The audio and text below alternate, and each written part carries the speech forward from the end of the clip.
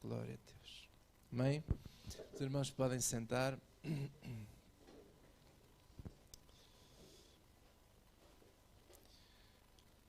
Muito bem, este foi todos os nossos irmãos que passaram por aqui a falar deste livro. Calhou a última, foi a Andreia. Eles, eu creio que já estão a ler outro livro, não me lembro o tema do livro, mas... Esther? Esther na casa da Pérsia. Muito bem. Vamos abrir as nossas Bíblias em 1 de Coríntios, capítulo 12. Nós estamos a estudar acerca dos dons do Espírito Santo. E hoje nós vamos falar de um dom que eu creio de todo o meu coração, que já opera entre nós há muito tempo e às vezes nós não damos conta. E este dom é o dom de operação de maravilhas, ou também milagres. 1 de Coríntios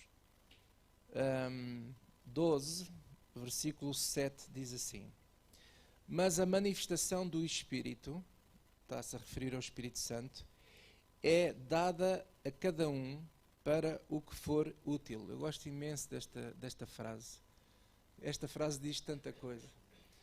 Que o Espírito Santo se manifesta em cada pessoa naquilo que for útil. Quer para a pessoa, quer para as pessoas que estão ao redor da pessoa. É fantástico. Versículo 8 diz assim: Porque a um, pelo Espírito, o mesmo Espírito Santo, é dada a palavra da sabedoria, a outro, pelo mesmo Espírito, a palavra da ciência ou do conhecimento, a outro, pelo mesmo Espírito, a fé, e a outro, pelo mesmo Espírito, os dons de curar. Foi o que nós falamos na semana passada, os dons de curar. Depois, versículo 10, digam todos comigo, e a outro, a operação de maravilhas. Diga comigo, a operação de maravilhas. E agora, se saltarmos para o versículo 28, no mesmo capítulo de 1 de Coríntios 12, versículo 28, diz assim: A uns pôs Deus aonde? Na igreja. Deus põe na igreja. Primeiramente apóstolos, em segundo lugar profetas. Eu queria só aqui fazer aqui uma ressalva do seguinte: quando fala aqui primeiramente, ou em segundo, ou em terceiro, ele não está a falar de hierarquia. Ele está a falar de uma ordem, ele começou por ali. E também quero dizer o seguinte: eu pessoalmente acredito que os dons do Espírito Santo são tantos que não há uma lista exaustiva acerca dos dons do Espírito Santo. Eu creio até que existem muito mais dons do que aqueles que vêm referidos nas Escrituras no Novo Testamento. Mas aqui o que está a falar não significa que os apóstolos é que são os líderes e que os profetas vêm logo a seguir. Não, ele não está a falar de uma hierarquia. Primeiramente apóstolos, em segundo lugar profetas, em terceiro doutores ou mestres. Depois, digam comigo, milagres. Estes milagres referem-se à operação, esta operação de maravilhas. É um dom do Espírito Santo, em que ele, o Espírito Santo, se usa de pessoas para realizar coisas maravilhosas para o benefício da igreja. Eu vou voltar a repetir, este dom é um dom do Espírito Santo, que ele, Espírito Santo, se usa de pessoas, não é? Para realizar coisas maravilhosas para o benefício da igreja, porque Deus coloca esses dons, né, esses dons do Espírito Santo, ele vem para a igreja, vem para fortalecer, edificar a igreja. Estas maravilhas ou milagres podem acontecer nos seguintes cenários. O primeiro cenário é, por exemplo, realizações de tarefas impossíveis, ou também missões, ou em lugares difíceis. Por exemplo, eu estou-me a lembrar, quando eu vivi no Brasil, eu fui visitar vários lugares, por exemplo, nas favelas do Rio de Janeiro, e fui lá visitar algumas igrejas e convivi com alguns pastores e irmãos, e quero dizer a vocês, irmãos, só alguém com essa chamada é que pode ser pastor naquele lugar. Eu não conseguia ser pastor lá. A não ser que eu nascesse lá e que depois fizesse toda a minha vida ali e as pessoas conheciam-se uns aos outros, porque aquilo é mesmo uma missão impossível. é 007. Andar numa missão dessas. Quem diz lá, por exemplo, eu estive na Guiné, alguns dias, foram 4 dias na Guiné, eu estava a ver que morria lá. Primeiro por causa do calor. O meu corpo não se habituava àquilo. Eu, por exemplo, quando ia dormir à noite, eu de meia hora acordava e tinha que ir tomar um duche porque eu não aguentava o calor. Era uma missão impossível. Mas, no entanto, nós temos lá colegas nossos, pastores, a fazer missões na Guiné. E eles têm a família com eles lá e vivem bem lá. E Deus cuida deles sobrenaturalmente, cuida das necessidades deles. Então isto é uma missão, é uma realização impossível para muitos, mas que Deus opera pelo Espírito Santo nessas vidas dessas pessoas, operações maravilhosas naquele lugar. É absolutamente incrível. Então esse é o dom, estamos a falar desse dom. Realizações impossíveis. Há outro tipo de realizações impossíveis. Eu gostava de vos mostrar em 2 de Reis, capítulo 6, uma delas muito interessante.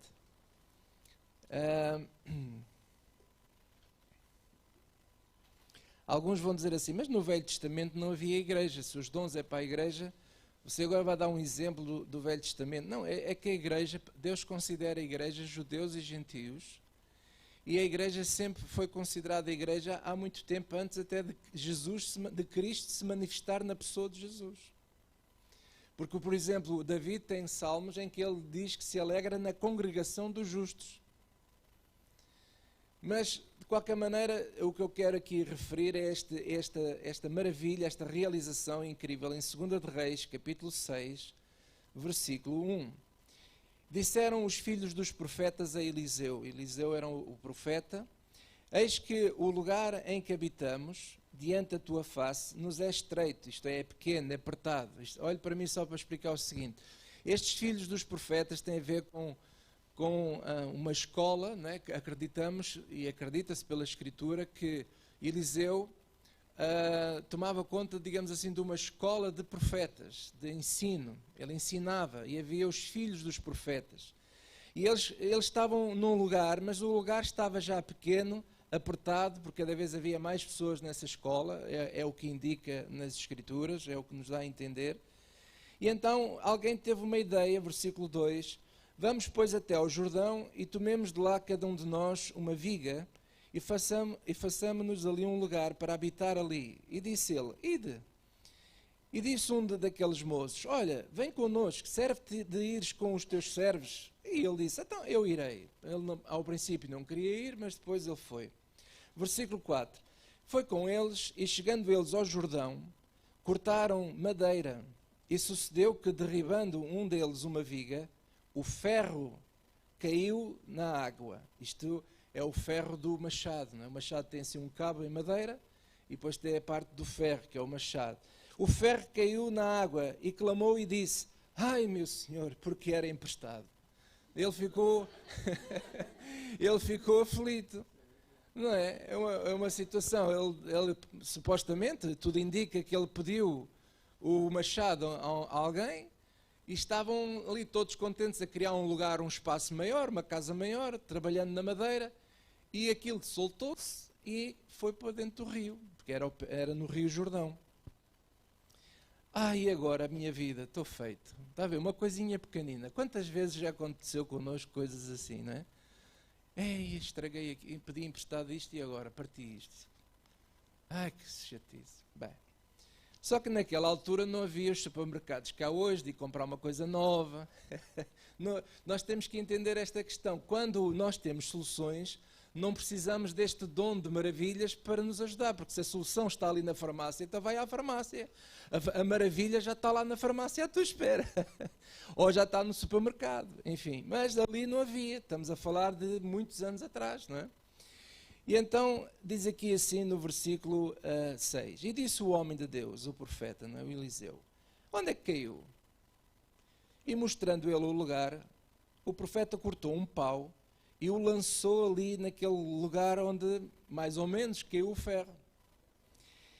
E o que é que aconteceu? Lançou o pau e fez nadar o ferro. E ele depois logo diz a ele, levanta-o, como quem diz, eu até tenho para comigo assim, olha, despacha-te a levantar isso, porque senão, levanta-o. Então ele estendeu a sua mão e o tomou. E você diz assim, uau, como é que é possível o ferro flutuar? Não é possível. Não há mais nenhum exemplo na Bíblia disto acontecer, mas isto aconteceu naquele momento, naquele lugar específico, para acudir uma aflição. Aqui nós vemos o quê, irmãos? Uma realização, uma tarefa impossível, e Deus, através do Eliseu, podia ter sido através de outra pessoa, tomando uma coisa simples, um pequeno pau, lançou o pau na água e de repente flutua o ferro. Coisa estranha. Isto, podemos dizer aqui, é o dom de operação de uma maravilha. É uma maravilha que aconteceu. Glória a Deus. E nós já vamos ver que nós temos tido, muitos de vocês estão aqui nesta sala, muitas maravilhas a acontecer, só que não estamos muito despertos para isto. Achamos que é normal. Mas há coisas que estão acontecendo na nossa vida, na tua vida, que não é normal. E é isso que nós temos que começar a valorizar. Porque é Deus a operar maravilhas na sua vida, na minha vida também. Glória a Deus. A segunda coisa que este dom faz são realizações extraordinárias. Vamos abrir aí Atos capítulo 19. Atos 19.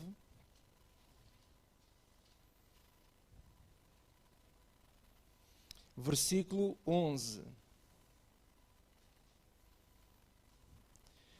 Sabe, quando começar a acontecer realizações impossíveis ou realizações extraordinárias, por exemplo, nós deveríamos partilhar isso uns com os outros. Porque é isso que fortalece a nossa fé e nos dá ânimo. Contar as nossas histórias da semana. Eu esta semana ia ficando muito mal com isto. Mas acredito ao mesmo tempo que Deus me ajudou, porque sou eu a que sei o que é que eu passei e o senti na mão. Assim como muitas coisas têm acontecido com vocês dia a dia, semana a semana, pequenas coisas, no negócio, no trabalho, na família. E às vezes nós não valorizamos. E nós precisamos de valorizar isso, porque isso é o Espírito Santo a ajudar-nos. Veja aí, Atos 19, versículo 11, diz assim, e Deus, pelas mãos de Paulo, fazia o quê? Maravilhas extraordinárias. Deus, pelas mãos de Paulo, fazia maravilhas extraordinárias. De sorte que, até, porque agora o que é que acontece muitas vezes? O que é que às vezes nós depreendemos? Que as maravilhas extraordinárias só estão ligadas a curas. Mas há muitas maravilhas extraordinárias que não têm nada a ver com a saúde. Tem a ver com o dia a dia, como eu estava a dizer. Mas depois ele diz aqui, fazia maravilhas extraordinárias, de sorte que até os lenços e aventais se levavam do seu corpo aos enfermos, e as enfermidades fugiam deles, e os espíritos malignos saíam. Agora veja aí também Atos 5, mais atrás, Atos capítulo 5, versículo 12. E muitos sinais e prodígios eram feitos entre o povo pelas mãos dos apóstolos. E quando eu digo pelas mãos, muitas vezes as pessoas pensam que assim, era só a questão da imposição de mãos. Também, a imposição de mãos é algo que eles usavam muito naquele tempo. Mas quando ele fala aqui, sinais e prodígios eram feitos entre o povo pelas mãos dos apóstolos, é pela ação, pelo trabalhar deles, pela maneira como eles agiam. Pelas mãos dos apóstolos, e estavam todos unanimemente no alpendre de Salomão. Quanto aos outros, ninguém ousava ajuntar-se com eles, mas o povo tinha-os em grande estima. E a multidão dos que criam no Senhor, tanto homens como mulheres, crescia cada vez mais, De sorte que até não só sinais e maravilhas e prodígios, etc., também aconteciam outras coisas, de sorte que transportavam os enfermos para as ruas e os punham em leitos, em camas, em camilhas, para que ao menos a sombra de Pedro, quando este passasse, cobrisse algum deles. É engraçado. E até nas cidades circunvizinhas concorria muita gente a Jerusalém, conduzindo enfermos, atormentados, espíritos imundos, os quais todos eram curados. Então, isto nos remete depois também para a terceira questão, que é curas milagrosas. Porque este dom não só nos ajuda a realizar tarefas impossíveis ou realizações extraordinárias, como também ela opera muitas vezes curas milagrosas. Nem todas as curas são milagres, mas muitas são milagres. Nem todas as curas são milagres, mas muitas são milagres. E principalmente na questão de expulsar demónios, de pessoas serem livres de espíritos imundos. E então diz que as pessoas até tentavam, levavam as pessoas até chegar à sombra de Pedro. Mas agora aqui uma coisa que eu quero dizer que é muito importante, que é o seguinte. O nosso problema, nós muitas vezes queremos copiar métodos. Porque a gente quer copiar a sombra. Então deixa lá ver onde é que fica a minha sombra. Ou então queremos andar sempre com aventais ou com lenços para levar aos outros, para que os outros sejam curados. E o que eu quero dizer aqui é o seguinte, não são os lenços, não são os aventais, não é a sombra que é o poder para curar alguém. O poder é o Espírito Santo. O Espírito Santo é que é o poder que opera na vida de todos. Esse é que é. Porque hoje pode ser olha, pode levar daqui um papel e esse papel toca em alguém e fica curado. Mas tem a ver com o papel? Não, tem a ver com o poder do Espírito Santo, a unção do Espírito Santo. Como nós vimos na semana passada, o exemplo de Eliseu, que morreu doente, mas os ossos do Eliseu deu vida a um morto que tentaram enterrar no mesmo lugar onde ele estava. E aqueles ossos tocaram naquele cadáver e o cadáver reviveu. Alguns iriam dizer assim, temos que ir ao cemitério buscar uns ossos. E vamos procurar quem é que foi pastor muito ungido para ir buscar lá os ossos, para depois pegar nesses ossos e tocar em alguém. Não. Ou, por exemplo, pegar na cachada na ossada do burro, como o Sansão, não é? Que derrotou não sei quantos homens, e depois nós queremos usar também essa coisa, tipo, olha, está aqui um osso do burro, vamos levá-lo para casa por $50, leva isto para casa, e você vai ter um ano fantástico. Não tem nada a ver, não tem nada a ver nem com dinheiro, não tem nada a ver com ossos, não tem nada a ver com lenços, não tem nada a ver com nada. O que tem a ver é a unção do Espírito Santo na nossa vida. É o Espírito Santo que faz tudo. Glória a Deus. Amém? Não tem nada a ver com o copo d'água, que é benta, ou se não é benta, se é santa, se não é. Não tem nada a ver com isso.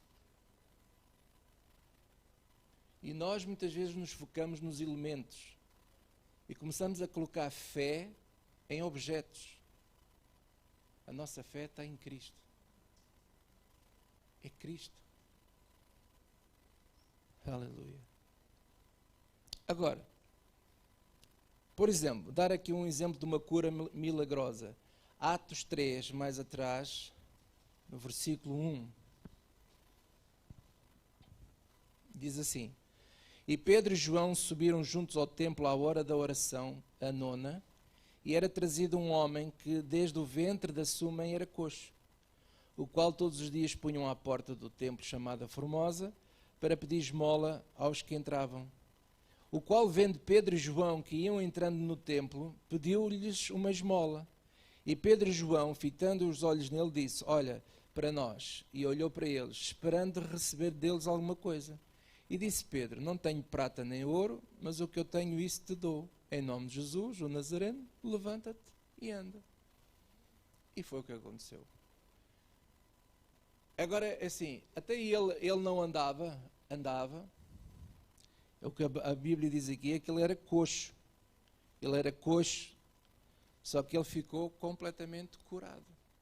Deixou de coxear, começou a andar, e aquilo deu muito pano para mangas, porque depois, entretanto, entrou aqui pregações e vieram pessoas a querer tentar abafar o caso, para que ninguém soubesse o que tinha acontecido, até que eles tiveram que se render à evidência.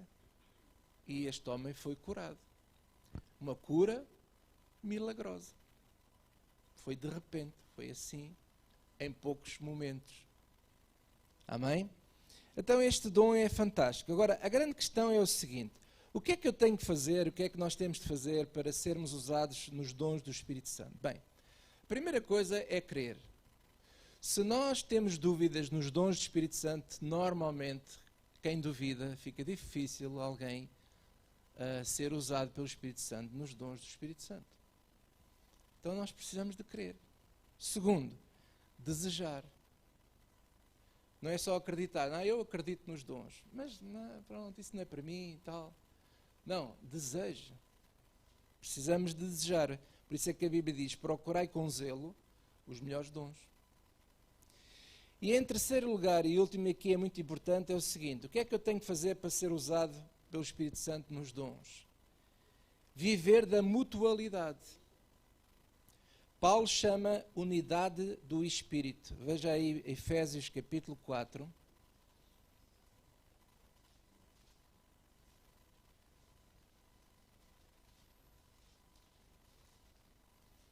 Efésios 4.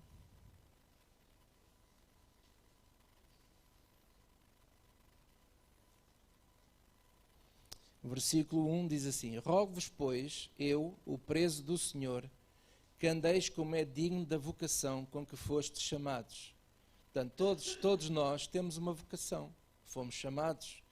Essa vocação está ligada aos dons também. E diz assim: com toda humildade e mansidão, com longanimidade, suportando-vos uns aos outros em amor, procurando guardar a unidade do Espírito. Esta unidade do Espírito é esta mutualidade que estava a dizer. Nós precisamos de aprender a viver este espírito de mutualidade. O que é mutualidade? É que nós dependemos uns dos outros.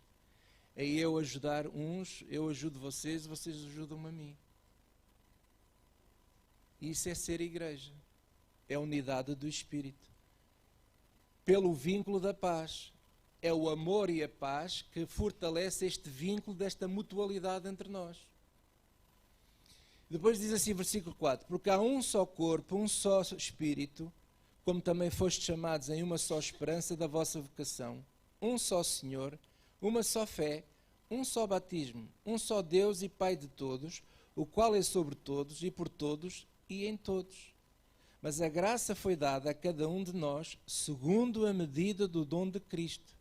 Pelo que diz: subindo ao alto, levou cativo o cativeiro e deu dons aos homens. Então, esta mutualidade entre os dons que cada um de nós opera e se deixa operar pelo Espírito Santo, nos torna unidos. Somos uma unidade em Cristo. Porquê? Porque Cristo e o Pai são um. O Pai, Cristo e o Espírito Santo são um. É uma unidade. Eles são mútuos. Há uma mutualidade entre Pai, Filho e Espírito Santo.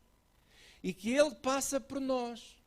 Lá já vamos ver, quando daqui a bocado formos tomar a Santa Ceia, em João 17, Ele reforça essa mutualidade entre a Igreja, entre todos nós. Somos um em Cristo. E quando nós entendemos isto, ligado ao acreditar e ao desejar, os dons do Espírito Santo começam a operar cada vez mais, com mais evidência, e nós vamos começar a captar melhor e a discernir: ei, esta semana, olha o que o Espírito de Deus fez na minha vida. Ei, olha o que é que aconteceu comigo. Eu só não morri esta semana porque Deus me ajudou. Eu creio que se eu disser alguma inconfidência, o irmão Jorge me perdoa, mas na semana passada o nosso irmão do Algarve de Faro, o Jorge, teve-me a contar que há 2 semanas, salvo erro, ele apanhou um choque de um cabo de eletricidade vindo da rua. E ele, por qualquer nós pensamos assim, olha, foi por acaso. Não, não foi por acaso. Ele só não morreu porque Deus não quis. E o Espírito Santo operou na vida dele uma maravilha. Livrou-o da morte. Livrou-o da morte. E isto é importante nós reconhecermos e darmos glórias a Deus. Porque o normal não é o ferro flutuar. O normal não é alguém se safar de uma situação destas. O normal é morrer mesmo. Mas ele não morreu. Glória a Deus. Aleluia. Um abraço para o Jorge e para a família toda. Então, mas esta mutualidade, quando nós cremos nisto, desejamos e vivemos esta mutualidade em Cristo, os dons são cada vez mais abundantes. E agora vou voltar a falar qual é o nosso grande calcanhar daqueles. É a mutualidade. É o nosso calcanhar daqueles ainda da igreja. Porque nós dizemos amém com a cabeça, concordamos que isto é mesmo verdade porque está escrito, não há como fugir. Mas depois, na prática, a nossa tendência é nos isolarmos. É ficar em casa. É não nos darmos a conhecer. Por exemplo, a Andreia aqui hoje acabou por, no final de tudo, fez que eu acredito que foi sincero, foi um pedido de ajuda. Ela disse assim, orem por mim. Mas muitas vezes nós estamos tão aflitos e tão debaixo de tanta dificuldade e não temos a coragem de chegar à igreja e dizer assim a nós todos, irmãos, olha, por favor, orem por mim. E mais, eu até vos vou dar liberdade de interromper a pregação. Algum irmão um dia quiser interromper ao pastor, desculpe estar a interrompê-lo, mas eu só queria pedir que a igreja toda ore por mim, porque eu estou a passar por isto assim, assim, assim, eu preciso de ajuda, eu preciso de apoio. E eu tenho o maior gosto que alguém me interrompa a fazer esse pedido. Porque isso é que é a igreja. Mas nós ainda estamos a aprender, estamos a crescer. Mas à medida que nós vivemos esta mutualidade, desejando e querendo, os dons se manifestam com mais frequência. Aleluia. Agora, como é que eu posso saber quando é que o Espírito Santo quer usar de mim? Bem, o primeiro grande segredo é o seguinte: você não pode dizer ao Espírito Santo assim, Espírito Santo, é hoje que carrego aqui no botão e vais-me ajudar agora, precisamente neste minuto. Não, o Espírito Santo é que se move e lá está, muitas vezes nós nem damos conta e de repente está a acontecer coisas. Porque é o Espírito que vem, porque o dom é dele. E vem na hora que for útil. Não é como nós queremos. Isto é muito importante entendermos. Posso ouvir um amém? Agora, outra. Nós provavelmente hoje vamos ficar admirados como é que este dom, que está já entre nós há muito tempo, tem operado. Vou dar aqui alguns exemplos muito rápido, depois vamos servir a ceia, que é o seguinte. Por exemplo, realizações, tarefas impossíveis. Onde é que eu vejo muitas vezes isso acontecer? Em irmãos que têm negócios e trabalhos. Acontecem isto quase todas as semanas, dia a dia. Por exemplo, há irmãos que têm negócios e trabalhos que têm tudo para dar errado, mas está a dar certo. E você não sabe porque é que está a dar certo. Porque é o Espírito Santo. É o Espírito Santo que faz com que dê certo. Porquê é que eu digo que tem tudo para dar errado? Porque muitas vezes nós vemos irmãos maravilhosos, sinceros, mas por qualquer motivo não tiveram a possibilidade de estudar, não têm um canudo, não têm um curso do IMT, não é o IMT, IMT é dos carros, é MIT, não têm aquilo tudo, não são ricos, não tinham dinheiro assim, um bom dinheiro para investir, para começar uma coisa. Não, lá está, não é normal uma pessoa que não tem nada, sabe pouco da vida, mas não sabe o que é que há de fazer à vida, mas tem que sobreviver, lança-se no negócio e de repente aquilo começa a dar certo, porque tem tudo para dar errado e está a dar certo. Porquê? Porque é o Espírito Santo. E não fiques vaidoso porque está a dar certo. É porque é o Espírito Santo que está a fazer isso na tua vida. E nós temos que reconhecer isso. Com toda... por exemplo, eu vou dar um exemplo da minha sogra, dos meus sogros. Né? Muitas vezes já dei esse exemplo de vocês. O negócio deles ela começou há muitos anos atrás com os cortinados. E muitas vezes ela pedia ajuda, não é? E eles pediam ajuda para orientar na questão da gestão. E como eu estou habituado à gestão e a analisar as empresas e a fazer uma análise à empresa, não é? Fazer uma auditoria, eu às vezes olhava para eles e dizia, às vezes não dizia nada para não os desanimar, mas eu pensava assim, tem tudo para dar errado, mas está a dar certo. Porquê é que dá certo? A minha sogra, por exemplo, não tem estudos nenhum, tem a 4ª classe, não é? Às vezes ela anda comigo aí nas montanhas, de repente encontramos uma dificuldade. Eu não sei como é que é de resolver aquilo. Ela de repente tem uma ideia, vem aquilo que ela chama muitas vezes uma engenhoca, dá-lhe uma engenhoca, e as engenhocas dela vai e funciona. E eu, olha, que é esta? E o que é isso? É uma maravilha, é o Espírito Santo que a inspirou e que me ajudou ali num assunto que estávamos a ver que aquilo podia correr mal e perder o cliente. É assim que Deus opera. Porque nós temos tudo para dar errado, mas está a dar certo. E lá está, e eu mesmo que falar da igreja, eu mesmo que falar de qualquer trabalho, por exemplo, tem irmãos que não têm negócio, mas têm trabalho. E começa a trabalhar e começa a dirigir uma equipe, e você nunca estudou para isso, nunca teve, e de repente, tudo o que passa nas suas mãos, você recomeça do zero, passado pouco tempo já está tudo a funcionar, já está tudo a dar certo. E você pensa assim, como é que é possível isto? Isso é maravilhas, realizações impossíveis, que Deus se usa de ti para seres uma bênção.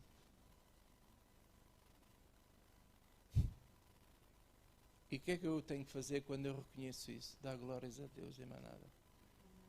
Agora, com isto, então, eu não estou a dizer que nós não devemos estudar, que não devemos, porque se você sabe fazer o bem e não o faz, você está a pecar. Mas você, se não sabe nada, e você vai a Deus assim, oh Deus, eu só tenho este machado, e ainda por cima o machado nem é meu. O que é que eu faço? Só tenho este machado, Senhor. E agora a chatice, o machado afundou-se e agora perdi o machado, o que é que eu vou fazer da minha vida? E Deus vem em nosso socorro e faz flutuar o machado e de repente o machado está lá outra vez na sua mão e você está a trabalhar e ser abençoado a abençoar os outros. E você diz, como é que isto é possível? Porque é o Espírito Santo. A ver como ele já opera tantas vezes e você e eu não damos conta disto. Na altura, por exemplo, da pandemia, estava tudo para dar errado, para a igreja desaparecer, para muitos de vocês terem problemas com os vossos negócios, os vossos trabalhos, aqui. Deus desprotegeu-vos. Protegeu a todos. Eu, por exemplo, não tenho conhecimento nenhum da nossa igreja que algum irmão tenha morrido de Covid, aqui do nosso meio. Eu sei que há pessoas que morreram de Covid, infelizmente, no mundo inteiro. Mas o Senhor tem protegido a todos. Nos tem ajudado, a si, a mim, a todos nós. Nos tem dado sabedoria para os nossos trabalhos, para os nossos negócios. Realizações impossíveis. Fora aquelas vezes que você está doente, não sabe mais o que há de fazer, e Deus vem e cura. Glória a Deus.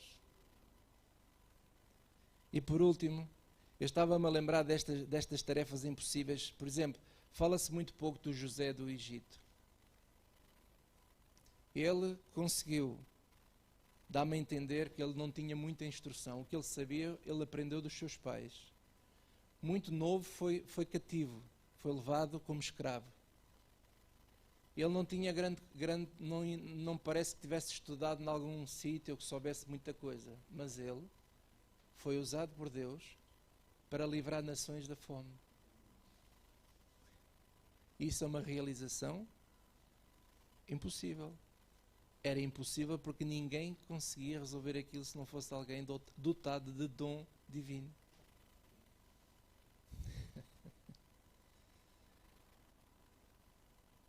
E por último dizer o seguinte: realizações extraordinárias. Há pessoas que têm uma capacidade pelo Espírito Santo de criar ambientes de paz e ajudar pessoas a se perdoarem. Isso é uma manifestação extraordinária do Espírito Santo. A mesma passagem, eu vou aqui só mencioná-la, vocês podem tomar nota por causa do tempo, em 2 de Reis 6, do versículo 8 ao 23, logo a seguir àquele episódio do machado, o Eliseu vai avisar o rei de Israel acerca dos intentos dos inimigos. E então ele dizia assim ao rei: olha, não passes por tal lugar porque eles estão lá à tua espera para vos matar. E eles não passavam. E o rei inimigo ficou confuso. Então, mas como é que ele sabe? Como é que o rei de Israel consegue saber onde nós estamos para os emboscar? E então ele veio a saber que o profeta é que o avisava, o Eliseu. Então o que é que esse rei inimigo pensou? Vou matar esse tipo. De tal maneira que ele mandou o exército todo do reino para ir atrás de um homem só. E ele chega lá, encontram o homem, mas eles estão tão cegos. Sabe como às vezes nós também estamos cegos assim, por exemplo, estou à procura de uma faca. Eu disse, não, que está a faca, mas agora estava aqui com a faca. E vem a minha esposa, então, esta que está aqui à tua frente? E eu, ai, é esta mesmo. E eles estavam tão cegos que nem estavam a reconhecer que era o Eliseu. E o que é que vocês querem? Andamos aqui à procura de um homem chamado Eliseu, vimos para matá-lo. E o Geazi, que era o servo do Eliseu, a tremer todo, cheio de medo. E é desta, bem, a minha mãe bem disse que eu não devia andar com este tipo, mas pronto. É desta que vamos morrer. E o Eliseu virou-se para o moço: não tenhas medo, porque mais são aqueles que estão connosco que aqueles que estão aqui à nossa frente. E ele deve ter feito mais. Então, mas só estamos aqui dois. Até que ele viu, está lá escrito, ele viu numa visão cavalos e cavaleiros do exército de Deus. Eu quero que você fique com esta imagem. Cada vez que você acorda, todos os dias, há um exército de Deus que acompanha a tua vida. Onde quer que tu vás? Os anjos do Senhor estão contigo. E mais, realmente é mesmo verdade, mais são aqueles que estão connosco que aqueles que estão à nossa frente para nos deitar abaixo. Amém? Eu quero que tu fiques com essa imagem. Guarda essa imagem. Lê esta passagem lá de Reis, 2 de Reis, porque é verdadeira para nós também. Porque o exército de Deus não foi-se embora. Ele está aí. Nós é que não o vemos. Porque se nos fosse permitido abrir o mundo espiritual para nós vermos, nós iríamos ficar muito admirados. Se calhar assustávamos-nos todos. Mas sabe o que aconteceu? O Eliseu disse assim: eu sei onde é que ele está, venham comigo. E aquele exército todos acompanharam o Eliseu. Eliseu levou-os todos, e eles estavam tão cegos sem ver, levou-os todos para dentro do quartel-general do exército de Israel. Quando o rei de Israel viu, disse assim: uau! E qual foi a primeira tentação desse rei do exército de Israel? Vamos matá-los. E Eliseu diz assim: não vais nada matá-los. Vais fazer um banquete e vais dar de comer a eles todos. E aquele gesto fez com que a Bíblia diz lá, a Escritura diz, que a paz veio sobre aqueles dois povos. A paz veio sobre aqueles dois povos. Eliseu não tinha só aquele dom para fazer flutuar o ferro ou ressuscitar mortes. O dom de operação de maravilhas também fez daquele homem um homem que sabia fazer pontes, que sabia trazer paz entre povos, que sabia pô-los todos a falarem e a se perdoarem, a reconciliarem-se. E é o que a Bíblia diz, que nós hoje somos chamados todos para o ministério da reconciliação. E nós precisamos deste dom de maravilhas, porque há pessoas que são mesmo difíceis. E só o Espírito Santo pode mudar o coração dessas pessoas. Só o Espírito Santo. Mas nós temos que, primeiro, crer, segundo, desejar, e em terceiro lugar, operar neste espírito de mutualidade. Aleluia. Amém? Vamos ficar de pé. Vou pedir aos músicos para chegarem aqui também.